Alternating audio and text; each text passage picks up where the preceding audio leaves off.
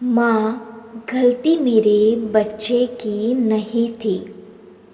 सचिन ने अयान का हाथ पकड़ा और कमरे में ले गया। गीता पति के पीछे पीछे भागती हुई आ रही, माना बेटे की गलती थी। पर एक माँ का दिल बेटे को मिलने वाली सजा से घबरा रहा था। सचिन ने कमरा बंद कर लिया। गीता दरवाजे के पास बैठ गई। आंखों से आंसू रुकने के नाम नहीं ले रहे थे।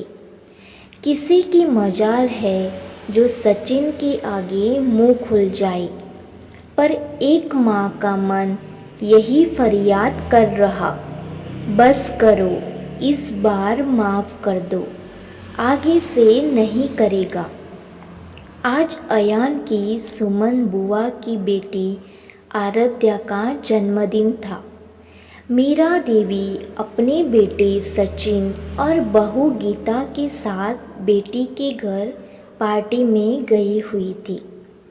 अयान ने आराध्या की बर्थडे ड्रेस और पार्टी को लेकर कुछ कमेंट पास कर दिया। क्या लोकल मार्केट का ड्रेस पहनी है, पता नहीं कोई ब्रांड ही है या नहीं। तुम्हारी सोसाइटी, तुम्हारे फ्रेंड सब लोकल टाइप्स है, मतलब कोई क्लास ही नहीं। अयान की बात पर आराध्या ज़ोर ज़ोर से रोने लगी। महज 9 साल के बच्चे के मुंह से ऐसी बातें सुन वहाँ खड़े सभी मेहमान अवाक रह गए। सुमन के पति नीरज, जो घर के दामाद है, उनके भाव में साफ नाराज़गी थी। माना सचिन जितनी बड़ी पोस्ट पर वो नहीं है, पर आत्मसम्मान पर चोट कोई बर्दाश्त नहीं कर सकता। उन्होंने सुमन को आंखें दिखाई और आराध्या को चुप कराने लग गई। गीता ने अयान पर गुस्सा किया। ये क्या तमीज़ हुई अयान, बर्थडे वाले दिन तुमने बहन को रुला दिया। सचिन स्वभाव से वैसे ही गरम मिजाज का था, फिर मेहमानों के बीच बहन के ससुराल में अयान की वजह से हुए अपमान को कैसे बर्दाश्त करता। अयान को सबसे बीच तमाचा मारा। दादी और माँ का सीना छिल गया। अयान का हाथ पकड़ा, खींचकर बाहर पार्किंग एरिया तक ले आया। मीरा, गीता पीछे पीछे दौड़ रही। सचिन माफ़ी मांग लेंगे हम सबसे, पर तू शांत हो जा, बच्चा है। उल्टी सीधी लग गई उसे तो जिंदगी भर पछताएगा। मीरा पीछे से चिल्ला रही। गीता बस रोती हुई पति और बेटे के पीछे दौड़ रही। सचिन कहाँ किसी की सुनने वाला था। कार में अयान को विद्या और सीधा घर आ गया। ऊपर कमरे में अयान के साथ कुछ देर बंद हो गया। कुछ देर बाद कमरे का दरवाज़ा खुला। बाहर बैठी गीता उठी, कमरे में भागकर गई और अयान को सीने लगा, फुट कर रोने लगी। मीरा देवी ने भी राहत की सांस ली। बेटे को देखा तो सचिन सिर झुकाए सीढ़ियाँ उतरकर नीचे आया। माँ का हाथ पकड़ उसे कमरे में ले आया। क्या हुआ सचिन? ऐसा भी कुछ नहीं हुआ जो तेरा सिर अब तक झुका हुआ है। अयान बच्चा है, महज 9 साल का।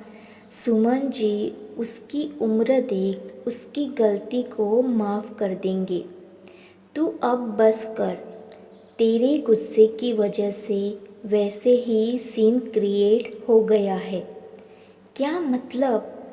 मीरा देवी की बात सुन सचिन बोला, गलती मेरे बच्चे की थी ही नहीं माँ।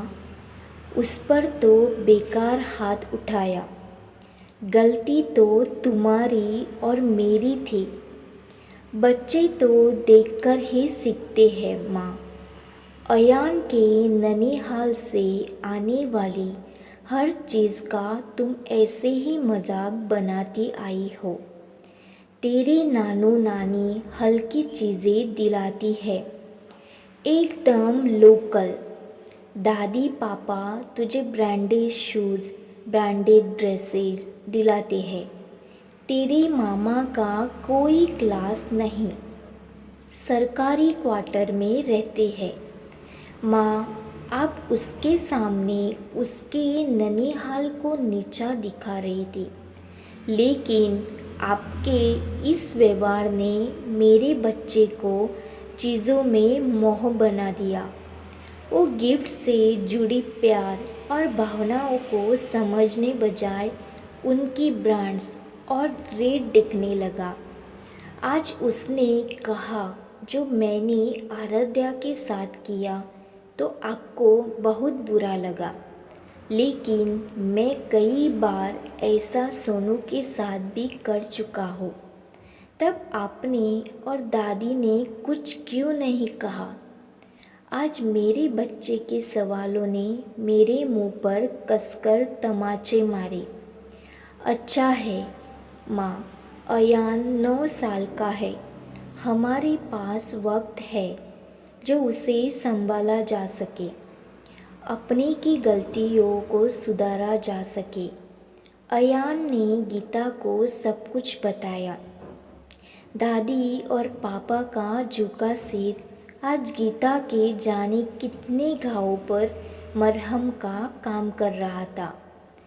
पति का गरम स्वभाव और घर में क्लेश के भय से वो सब कुछ सहती आई थी, लेकिन आज कलेजे को ठंडक मिल रही थी कि देर से ही सही अब उसके मायके वालों और मायके से आई वस्तुओं का निरादर नहीं होगा।